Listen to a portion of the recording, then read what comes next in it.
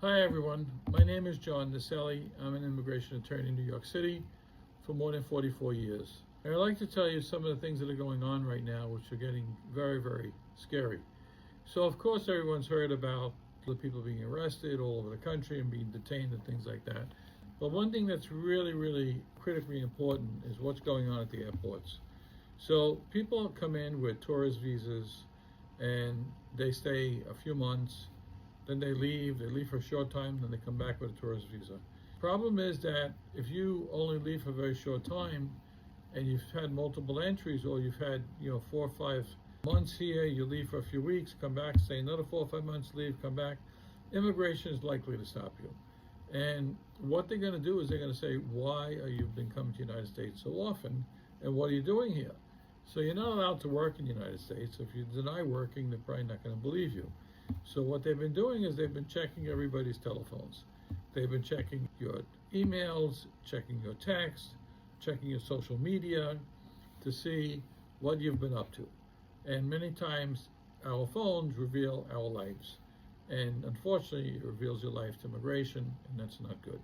One of the triggers for immigration to stop you is not only about the amount of times you've come and stayed and left for short periods, but you enter and you buy a ticket in the United States instead of buying a ticket overseas. So that's one sign that triggers things. You buy a one-way ticket without a return ticket. Or you buy a return ticket with an open ticket with no date to depart. Those are all triggers for immigration to stop you. If they stop you and they deny you entry, there's two things that can happen. One is they'll just deny you entry and you're not allowed to come back to the United States until you file for a new visa to come back, if you can get one. The second is that they will deny entry and they're going to do what they call expedited removal and ship you out of the United States.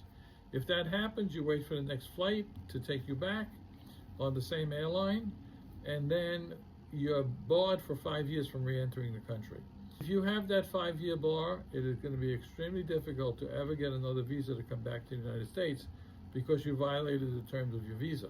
And it's very difficult to get a new visa because it's almost impossible to prove that you're not going to violate the terms of your visa again.